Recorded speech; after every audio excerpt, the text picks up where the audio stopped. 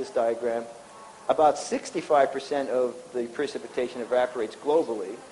and 35% of the runoff is produced from the precipitation globally.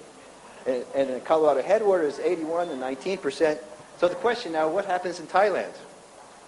Well, this would be a great study to do in Thailand, is to try to see exactly what your ratios are. And so how these ratios change in the future is really important for the water resource manager. So the final figure is looking at the basin scale average of the amount. This is precip, ET, and as I mentioned, over the basin, evaporation and precip are similar terms, similar large terms. So the difference is the runoff. So it's 102 in the current climate. This is the future climate. Again, we're getting more precip, but also more evaporation. So both of those terms are increasing. The question is which one increases faster, and that determines the change in runoff. And you can see, if you look at the difference plot,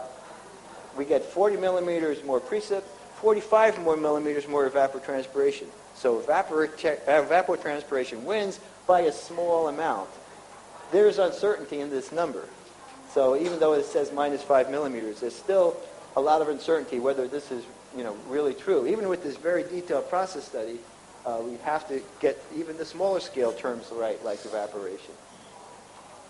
So we get increases in evapotranspiration of 10%, precip is 8%, and the change in runoff is that. Both increase, but ET increases more, and that leads to a slight decrease in runoff.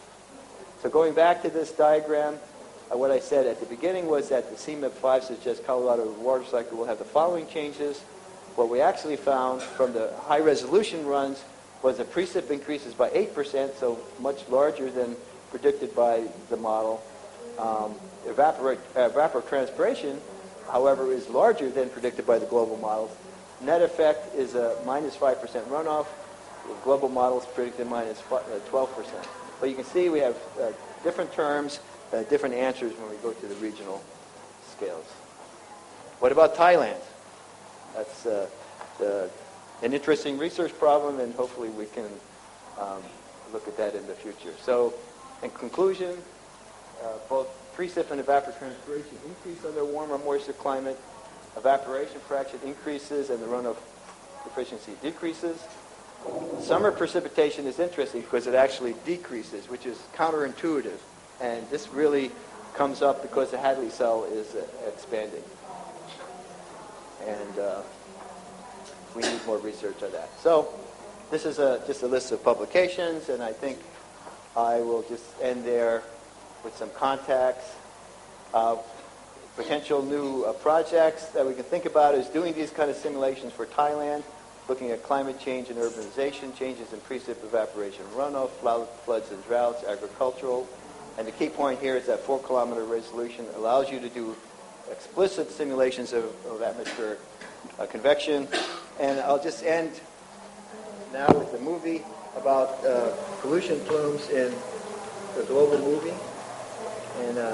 we'll take any questions. This is an interesting movie that's produced by the Cypress Institute looking at air pollution starting in 1900s. And you can, from megacities, these are plumes of pollution, 1908. And you can see this will go to the current time. You can see the sources of air pollution, how this might affect the water cycle. Thank you very much.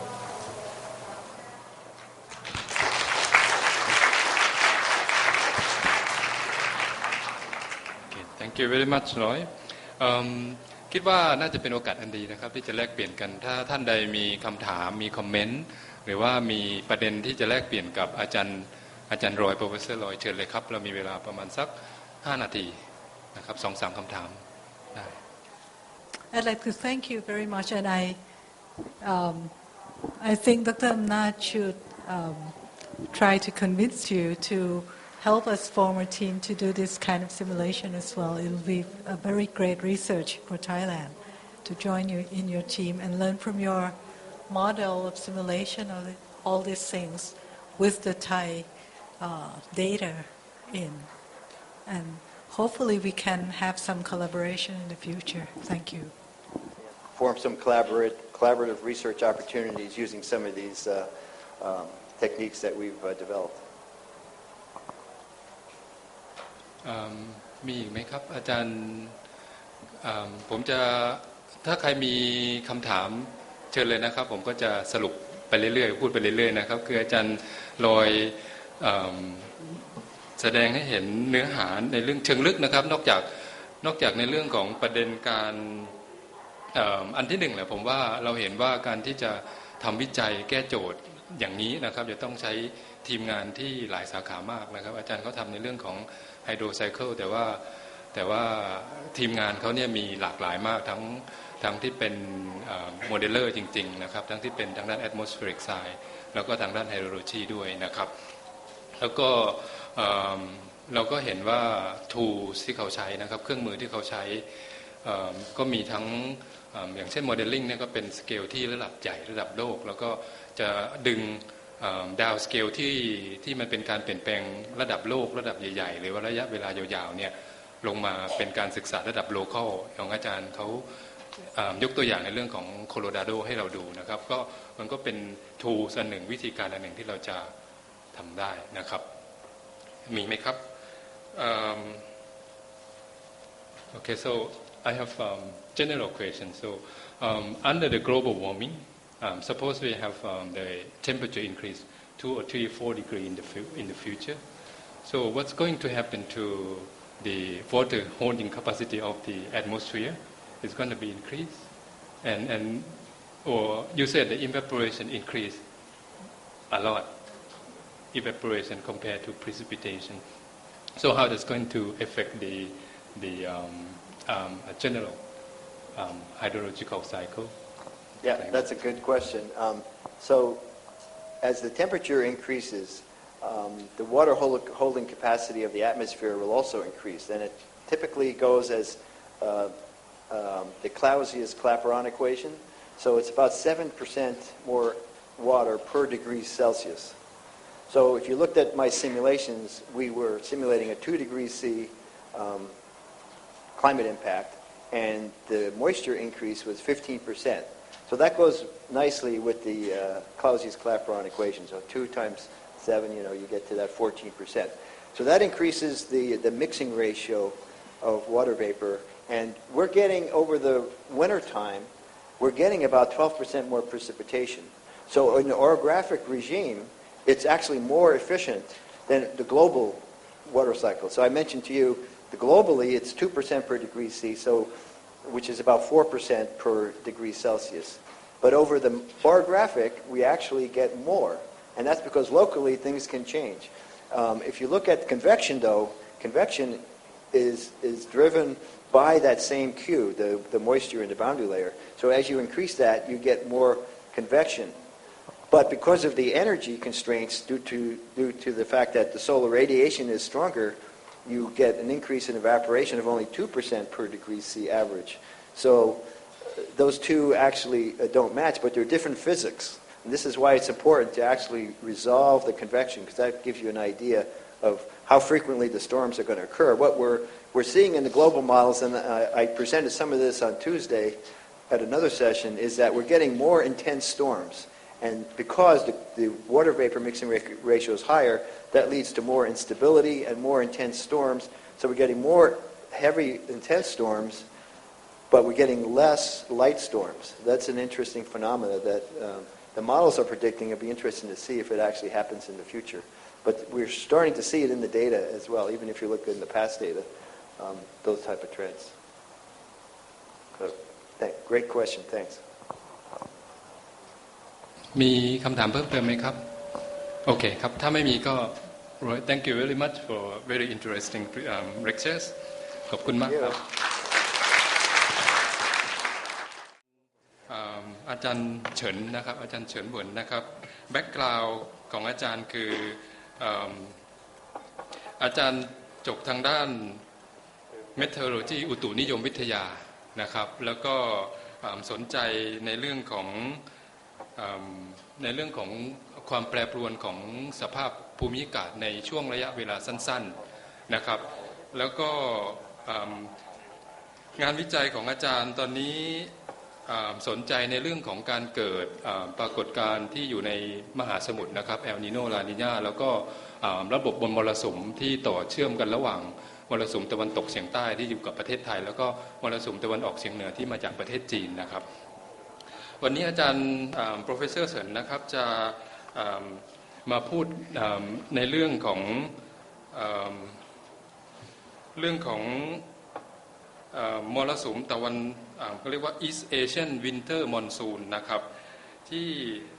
จริงๆแล้วก็คือบ้านเราก็คือละลอกอากาศหนาวที่มาจากเมืองจีนในช่วงเดือนNovember December หรือ January ช่วงนี้นะครับแต่ว่าทางเมืองจีนเนี่ยเขามีงานวิจัยทางนี้มานานแล้วนะครับแต่บ้านเราก็เริ่มที่จะมีผลกระทบเนี่ยก็เรื่องริ่มความกดอากาศเย็นที่มันลงมาแล้วก็เกิดความแปรปรวนในเรื่องของสภาพภูมิอากาศของบ้านเรานะครับก็เป็นโอกาสที่เราจะได้ดูว่าทางเมืองจีนเขาทำวิจัยอะไรไปบ้างนะครับแล้วก็มีประเด็นอะไรบ้างที่มันสอดคล้องกับประเด็นที่มันมีผลกระทบต่อบ้านเรานะครับเดี๋ยวรอ transfer ไฟล์นิดหนึ่งนะครับจะถ้างั้นจะขออนุญาตเล่าแบ็กกราวด์ของ professor หวนต่อนะครับอาจารย์professor เฉินหวนเนี่ยนะครับอาจารย์เขาทำงานอยู่ที่ IAP หรือว่า Institute of Atmospheric Physics ของสาธารณรัฐประชาชนจีนเนี่ยมาตั้งแต่เริ่มแรกเลยนะครับแล้วก็งานวิจัยจะเห็นว่าอาจารย์ตีพิมพ์ในวารสารนานาชาตินี่เยอะมากแล้วก็จะโฟกัสไปที่เรื่องของสิ่งที่เกิดในมหาสมุทรนะครับเป็นเรื่องของ surface เป็นเรื่องของอุณหภูมิพื้นผิวนะครับกระบวนการที่มันเกิดนะครับรวมถึงอย่างที่ผมเรียนไปก็คือเรื่องเอลนีโนแล้วก็อาจารย์ก็เป็นคนที่อะไรนะครับไขประเด็นเกี่ยวกับกลไกของเอลนีโนใหม่ๆปรากฏการณ์ใหม่ๆที่มันเกิดขึ้นในมหาสมุทรแปซิฟิกเนี่ยนะครับแต่ก่อนเราคิดว่ามันเป็นเฉพาะเอลนีโนธรรมดาแต่ตอนนี้ปรากฏว่าถ้าเป็นเอลนีโนเนี่ยปกติมันจะอุ่นทางด้านของเราใช่ไหมครับแต่ตอนนี้มันอุ่นอยู่สองข้างมหาสมุทรแล้วก็ตรงกลางก็เย็นมันก็ทำให้เกิดเซอร์คูลเลตอีกแบบหนึ่งนะครับอันนั้นก็เป็นปลีกย่อยของเรื่องของงานวิจัยของอาจารย์นะครับโอเคครับProfessor Chen, if you have ready, you have floor. Thank you. Okay, thank you very much, Dr. Amnat. I'm very pleased to have a chance to give a talk in TRF annual meeting. And actually, 2009, I joined the first joint workshop between TRF and NSF in China. And last year, I helped to organize the second joint workshop between TRF and NSFC in China. So I was invited to give a talk about East Asia winter monsoon. I come from the Center for Monsoon System Research of the IAP in Beijing, and so I interested everything related to monsoon. So today I will focus on the winter monsoon, which is observed and model perspective. So first I want to give a brief introduction on East Asian winter monsoon. And so at upper troposphere at 200 Pascal, there is a strongest jet during winter time. Here we call the East Asia jet. And then there's a strong baroclinic over East Asia, and there's a very strong cyclone activity over East Asia, which is related to wave activity, such as in a middle troposphere. Then you can find which is trough, which is also the strongest in northern hemisphere winter of East Asia. So this is we call the East Asian trough. And if you look at the surface, then you can find over continent there is a Siberian high, and over North Pacific there's a null, which is Aleutian null. This